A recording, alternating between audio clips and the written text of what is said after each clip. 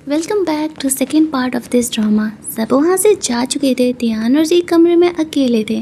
ध्यान जी से पूछता है, तुम जी नहीं हो, तुम हो कौन? अब जी यहाँ पर ध्यान को बता नहीं सकती थी कि एक्चुअल में उसके अंदर मिमी की सोल है। इसी वजह से टॉपिक को वो चेंज करने लगती है, फुद्दू की तरह हरकतें करने लगती है। ध्यान कहता है, पहले तुम मुझसे इस तरीके से बात नहीं करती थी, अब तुम्हारे तेवर कुछ बिगड़े बिगड़े से हैं। जी कहती है, अब क्या ही कर सकते हैं, जिसका हस्बैंड उससे प्यार नहीं करता है तो वो क्या ही करेगी। ध्यान लगता है बात भी सही कह रही है, वैसे भी दोनों के बीच रिलेशन तो ठीक है नहीं, तो इस बात को छोड़ ही देते हैं। यहाँ पर जी पूछते, अच्छा एक बात बताओ, भले ही तुमने यहाँ पर मेरा हेल्प किया मम्मी के फ्यूनरल में आ करके, लेकिन तुम्हारा मम्मी से क्या कनेक्शन है? तो वो उसे बताता है कुछ टाइम पहले उसके लाइफ में एक ऐसा मोमेंट था जहाँ पर कि वह ज़िंदा नहीं रहना चाहता था, वो खुद को हर्ट करने वाला था। लेकिन तभी यहाँ पर टीवी पर उसने मम्मी के वीडियोस को यानी कि मूवीज़ को देखा था और उससे वो काफ़ी अच्छी लगी थी, उसकी एक्टिंग काफ़ी अच्छी लगी थी, तो उसने खुद को हर्ट करने का डिसीज़न चेंज कर दिया था और उस दिन से मिमी उसकी इंस्पिरेशन बन गई थी। वो मूवी का नाम पूछती है, वो काफ़ी पहले की मूवी बता रहा होता है। जी उनकी बातों पर भरोसा कर लेती है। ध्यान यहाँ पर उसे कहता है, अब तुम्हारे मिमी से क्या कनेक्शन है, तुम मुझे बताओ। जी कहती है, अगर मैं कहूँ कि मैं ही मिमी हूँ और उसकी सोल मेरे अंदर है तो क्या तुम ट्रस्ट करोगे? ध्यान उसकी बातों पर हंसने लगता है, वो ऐसी चीज़ों पर भरोसा नहीं करता था। जी कहता, तो फिर दोबारा मुझसे मत पूछना कि आखिरकार मैं हूँ कौन, तुम्हें मेरी बातों पर भरोसा ही नहीं है।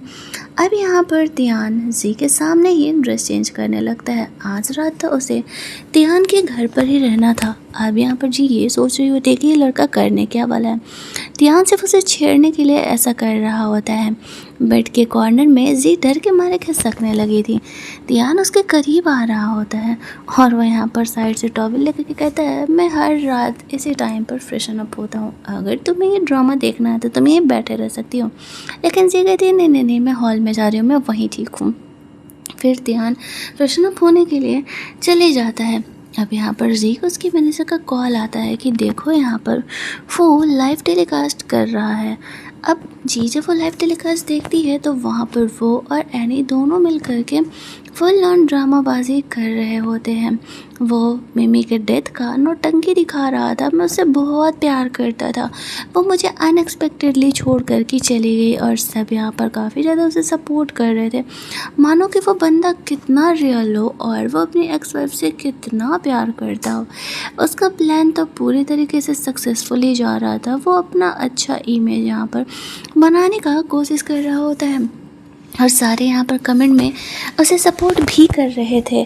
और जब भी चीज़ यहाँ पर जी देखती है तो वो सोचती है कि बेटा अब तो इसका पोल खोलना पड़ेगा। वो वहाँ पर उस शो पर जाने का सोच रही होती है, तभी ध्यान वहाँ पर उसे रोकने लगता है और कहता है कि वो कहाँ जा रही है।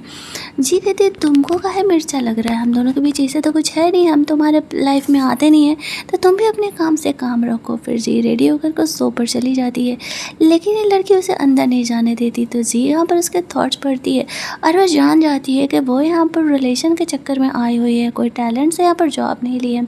तो वो उसे वहाँ पर उसे डराती है कि अगर वो चाहती है कि उसका पोल ना खुले तो बेहतर यही होगा कि वो उसे अंदर जाने दे। अब वो लड़की ये सोचने लगती है कि ये तो सच में काफ़ी बड़ा सीक्रेट था, कैसे पता जी को, और वो डर के मारे फिर उसे अंदर चले जाने देती है। अंदर हम लोग देखते हैं कि सब यहाँ पर फू के इस ड्रामाबाजी को सपोर्ट कर रहे होते हैं। फू यहाँ पर इस शो को जल्दी ही ख़त्म करने वाला था, लेकिन तभी वहाँ पर शो के अंदर से एंट्री लेती है। अब खुद ही वो अच्छी खासी फेमस हीरोइन थी, तो सबको वहाँ पर उससे सीट देना पड़ता है और फिर वो यहाँ पर ओपन अप कर रही होती है कि आखिरकार वहाँ पर क्यों आई है। जब ये लाइव टेलीकास्ट मिमी का मैनेजर देखती है तो उसे भी नहीं रहा जाता है। ऊपर से यहाँ पर जी के सपोर्ट में ध्यान आ जाता है। वो कहता है, आई थिंक कि तुमने जो प्रॉमिस किया था वो पैसों को डोनेट करने का, तुम अभी कर सकते हो। मैंने ये चैरिटी वाले बंदे को लेकर के आया हुआ है। अब यहाँ पर वो ऐसे लाइव शो पे था, वो यहाँ पर इस चीज़ को इग्नोर कर नहीं सकता था। मजबूरी में यहाँ पर उसे अपने सारे पैसे जो कि इतने मेहनत से उसने मिम्मी से चुराए थे उसे डोनेट करने पड़ते हैं। अब यही तो जी चाहती थी। फिलहाल उसका प्लान 1 सक्सेसफुल हो जाता है सिर्फ और सिर्फ ध्यान की वजह से। अब यहाँ पर ध्यान सबके सामने जी से कुछ ज़्यादा ही क्लोज क्लोज सो कर रहा था। शायद उसे ये देख कर के जेलस होने लगा था कि जी और फू के बीच में कहीं कुछ रियल में तो नहीं चल रहा है।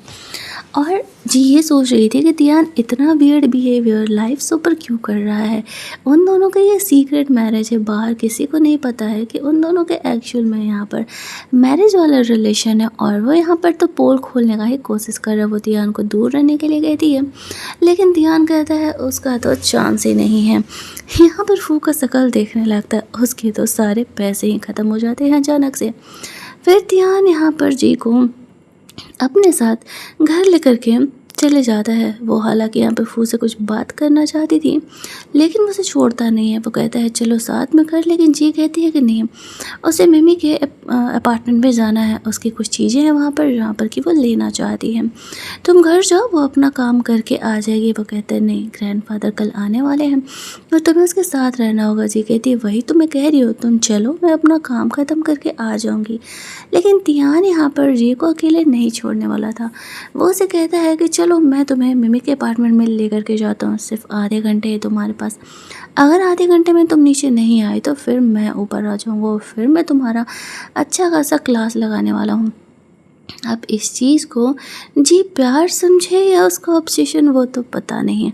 वो उसे अपार्टमेंट के नीचे छोड़ करके चले जाता है। उसका सेक्रेटरी भी समझ जाता है। ध्यान अब जी में थोड़ा बहुत इंटरेस्ट लेने लगा है। जी अपार्टमेंट के अंदर जाती है, जहाँ पर हम व्यूवर्स देखते हैं कि एक बड़ा सा टेडी बियर है जिसके की आंखों में हिडन कैमरा लगा हुआ है। अब ये बात इस जी को तो पता थी, इसी वजह से वो उसी हिसाब से एक्ट कर रही थी। वो मिमी के बेडरूम में जाती है, जहाँ पर कि उसे एक लॉक मिलता है। अब उस लॉक को वो खुद का पासवर्ड डालती है, फू का पासवर्ड डालती है तो अभी नहीं खुलता है। तो यहाँ पर वो तियान को कॉल करती है उसका डेट ऑफ बर्थ पूछने के लिए, लेकिन वो उसे नहीं बताता है। अब वो सेलिब्रिटी था तो इंटरनेट पर उसका डेट ऑफ बर्थ अवेलेबल था, तो वो वहाँ से सर्च करके जैसे उसमें वो पासवर्ड डालती है वो ओपन हो जाता है। अब वो ये सोच करके कन्फ्यूज़ थी कि अगर वो तियान से प्यार नहीं करती और वो एक फोर्स मैरिज था, तो फिर उसमें तियान का क्यों बर्थडे रखा हुआ है। फिर वहाँ पर से बहुत सारे तियान के फ़ोटोज़ दिखते हैं हम। और साथ ही में उसे यहाँ पर जी की पर्सनल डायरी भी मिलती है, जहाँ पर उसने ये लिखा था कि ग्रैंडफादर की जान बचाने की वजह से तियान और जी की शादी तो हो गई थी, लेकिन तियान ने कभी उसके साथ अच्छे से बिहेव नहीं किया। वो कई सालों से तियान का दिल जीतने का कोशिश करती थी। तब उसके लाइफ में फू आया, वो उसके साथ काफ़ी जेंटली बिहेव करता था, हमेशा उसका केयर किया करता था। एक दिन तियान और जी में काफ़ी ज़बरदस्त वाली लड़ाई हो गई और उसने तियान से अलग होने का डिसाइड कर लिया। तब फू ने उसे शादी के लिए प्रपोज़ किया और कहा कि वो उससे प्यार करता है और एक दिन नशे में होने का वो उसका फ़ायदा उठाता है। और इसके बाद जी को लगने लगता है कि कोई उससे दुनिया में प्यार नहीं करता है तो उसका यहाँ रहना सही नहीं है, इसीलिए वो खुद को हर्ट कर लेती है। और वो वही सीन था जहाँ पर कि हम लोग देखते हैं कि मिमी के सोल उसमें ट्रांसफ़र होती है। ये डायरी पढ़ के जी इतना तो समझ जाती है कि जी जो असली ओनर थी वो तियान से शुरू से प्यार करती थी, लेकिन तियान को इस बात का पता नहीं था। वो उसका लाइफ चेंज करना चाहती थी, लेकिन तभी वहाँ पर फू आ जाता है। वो उसे कमरे के बाहर धक्का देने का कोशिश करती है, लेकिन वो काफ़ी स्ट्रॉन्ग था और फिर ज़बरदस्ती अंदर आ जाता है। वो उसे फाइट करने का कोशिश करती है, लेकिन जल्दी ही समझ जाती है कि फू से यहाँ पर फाइट करना बेकार है, उसे दिमाग से काम लेना होगा। फिर वो यहाँ पर एक्ट करती है कि एक्चुअल में उसे समझ में आ गया है। वो यहाँ पर कन्फेस करवाना चाहती थी फू से कि उसी ने ही मिमी का मर्डर किया है, लेकिन वो इतना उल्लू थोड़ी है। गुस्से गुस्से में जी के मुंह से निकल जाता है कि फू ने यहाँ पर मिमी का कार एक्सीडेंट कराया। अब जी यहाँ पर उसे खतरा लगने लगती है तो वो उसे मारने के लिए आगे बढ़ता है, लेकिन तभी वहाँ पर वो एक्ट कर देती है, टॉपिक को बदल देती है कि तुम उससे इतनी नफरत करते थे कि तुम ही उसे मार सकते हो। अब वो समझ जाता है कि नहीं जी अब भी काम की है, जल्दी ही यहाँ पर तियान से वो अलग हो जाए तो पैसे मिल जाए। लेकिन उसे ये नहीं पता था कि तियान और जी के बीच में एग्रीमेंट था। अगर ग्रैंडफादर डाइवोर्स लेने के लिए रेडी हो जाते हैं तो फिर तियान का एक पैसा जी को नहीं चाहिए और वो घर खाली करके खुद ही चल जाएगी। ये बात फू को पता नहीं था। उसे तो ऐसा लगता था कि जी बहुत पैसे लेकर के आने वाली, इसीलिए वो उसके पीछे पड़ा था। इस तरीके से वो फू को सबक सिखाती है, बिल्कुल जैसा कि मिमी किया करती थी। और ये देखते ही एक्चुअल में फू डर जाता है, क्योंकि उसे ऐसा लगने लगता है जी के अंदर मिमी का सोल है। हालांकि जी ने ये सोचा नहीं था, वो तो नॉर्मली जैसे करती थी वैसा किया कर रही थी।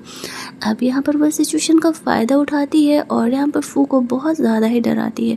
उसका ये इरादा था कि वो फू को इस हद तक डरा देगी कि वो अपनी गलती को एक्सेप्ट कर लेगा, लेकिन वो यहाँ पर इतना डरने के बावजूद भी चुप रह जाता है। वो एक्सेप्ट नहीं करता है कि उसी ने मिमी का मर्डर किया है। अब यहाँ पर रे का ये प्लान फेल हो जाता है। वो यहाँ पर वापस स्ट्रॉन्ग बनते हुए कहता है कि उसने कहा ना कि वो एक्चुअल में जी से प्यार करता है। वो मिमी से ब्रेकअप करने वाला था, लेकिन उसे सही मौका नहीं मिल पाया। वो ही इसके पीछे पड़ी हुई है। चलो, जैसे हम लोग पहले गर्लफ्रेंड बॉयफ्रेंड की तरह रहते थे वैसे ही रहते हैं। लेकिन जी कहती है मुझे उल्लू समझाए इस टेडी बियर में कैमरा लगा करके, और तुम मेरी वीडियोज इंटरनेट पर डालने वाले हो। मैं इतनी उल्लू थोड़ी हूँ। अब वो ये सोचने लगता है कि जी को इस बारे में कैसे पता। वो यहाँ पर जी पर थप्पड़ मारने वाला था, तभी ध्यान उसके सपोर्ट में आ जाता है और ड्रामा का सेकेंड पार्ट हमारा यहाँ पर ख़त्म होता है। अगर आपको ये कहानी अच्छी लग रही हो तो वीडियो को लाइक शेयर करना, चैनल को सब्सक्राइब करना। मिलते हैं हम लोग इस कहानी के थर्ड पार्ट में।